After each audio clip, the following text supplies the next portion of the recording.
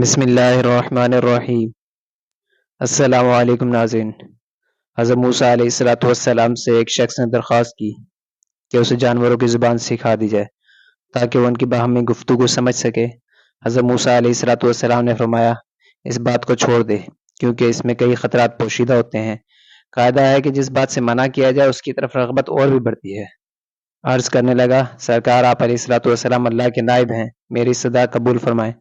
حضرت موسیٰ علیہ السلام نے فرمایا، یہ نہ ہو کہ کل کو تو پچھتائے، کیونکہ یہ نہیں جانتا کہ تیرے لیے کون سی چیز بہتر ہے اور کون سی مضر۔ بارگاہ الہی سے حکم ہوا کہ اے موسیٰ اس کی تمنا پوری کر دے۔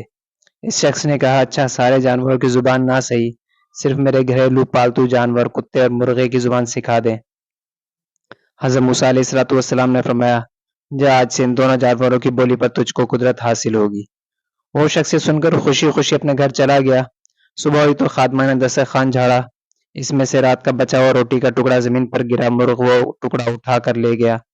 کتے نے کہا، دوست تو دانہ دن کا کھا کر بھی اپنا پیٹ بھر لے گا، اگر روٹی کا ٹکڑا مجھے دے دے تو میرا گزر بھی چل جائے گا۔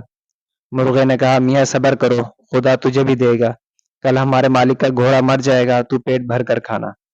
وہ شخص ان دونوں کی گفتگو سن رہا تھا، وہ فوراً اٹھا، اس نے گھوڑا کھولا اور جا کر منڈی میں بیچ آیا اور نقصان سے اپنے آپ کو بچا لیا۔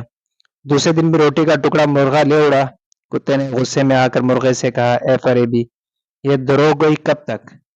تو جھوٹا ہے، ارے اندھے نجومی، تو سچائی سے محروم ہے۔ مرغے نے جواب دیا، وہ گھوڑا دوسری جگہ مر گیا، مالک نے نقصان سے بچنے کے لیے گھوڑا بیچ ڈالا۔ فکر نہ کر، کل اس کا اونٹ مر جائے گا تو خوب پیٹ بھر کر کھانا۔ یہ سن کر مالک اٹھا اور اونٹ بھی بیچ آیا۔ اس طرح اس نے اس کے مرنے کا غم اور نقصان سے اپنی جان بچا لی۔ تیسرے دن پھر ایسا ہی واقعہ پیش آیا تو کتے نے مرغ سے کہا، ارے کم بخت، تو جھوٹوں کا بادشاہ ہے، آخر کب تک تو مجھے فریب دیتا جائے گا؟ مرغے نے کہا، بھائی اس میں میرا کوئی قصور نہیں، مالک نے اونٹ بیچ ڈالا اور اپنے آپ کو نقصان سے بچا لیا۔ مرغے نے کتے کو تسلی دیتے ہوئے کہا، فکر نہ کر، کل اس کا خچر مر جائے گا، اسے صرف کتے ہی کھا سکتے ہیں، تم بھی جی بھر کر کھانا۔ مالک نے جب یہ سنا تو اس نے خچر بھی فروخت کر دیا۔ مالک اپنی ہوشیاری پر بے حد خوش تھا کہ وہ یکے بعد دیگرے 3 حادثوں سے بچ گیا، اور کہنے لگا، جب سے میں نے مرغے اور کتے کی زبان سیکھی ہے، قضا اور قدر کا رخ پھیر دیا ہے۔ چوتھے دن کتے نے مرغے سے کہا، ارے مرغ، وہ تیری پیشن گوئی کیا ہوئی؟ یہ تیری مکاری اور جھوٹ کب تک چلے گی؟ مرغے نے کہا، توبہ توبہ، یہ غیر ممکن ہے کہ میں یا میرا کوئی ہم جنس جھوٹ بولے، ہماری قوم تو مؤذن کی طرح راست گو ہے، ہم اگر غلطی سے بے وقت اذان دیں بیٹھیں تو مارے جائیں۔ مالک نے اپنا مال تو بچا لیا لیکن اس نے اپنا خون کر لیا۔ ایک نقصان 100 نقصان کو دفع کرتا ہے۔ جسم اور مال کا نقصان جان کا صدقہ بن جاتا ہے۔ بادشاہوں کی عدالت سے سزا ملے تو مال کا جرمانہ ادا کر کے جان بچ جاتی ہے، لیکن قضاء الہی کے بھید سے بے خبر ہوتے ہوئے بھی جو آدمی اپنا مال بچاتا ہے وہ محض نادان ہے۔ اگر وہی مال اس پر سے صدقہ ہو جاتا تو شاید اس سے بلا ٹل جاتی۔ اب کل یقیناً مالک خود مر جائے گا، اس کے وارث اس کی وفات پر گائے ذبح کریں گے، بس پھر تمہارے وارث نیارے ہیں۔ گھوڑا، اونٹ اور خچر کی موت اس نادان کی جان کا صدقہ تھا۔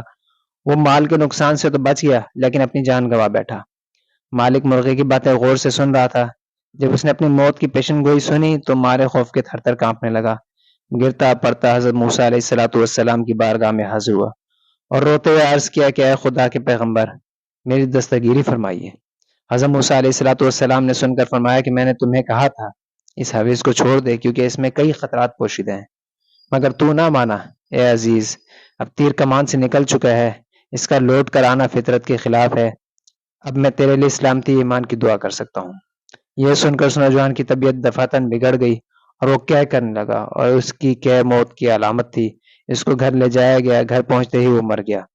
انسان کو نہ کسی بیماری میں مایوس ہونا چاہیے، نہ کسی مادی نقصان پر زیادہ غم کرنا چاہیے۔ ہر بیماری اور نقصان میں کوئی بھید ہوتا ہے۔ جسم کی بیماری یا مال کا نقصان کسی بڑی مصیبت کا سبب بن جاتا ہے اور اس کو ٹال دیتا ہے۔ اللہ پاک ہم سب کے ساتھ عافیت والا معاملہ فرمائے، آمین۔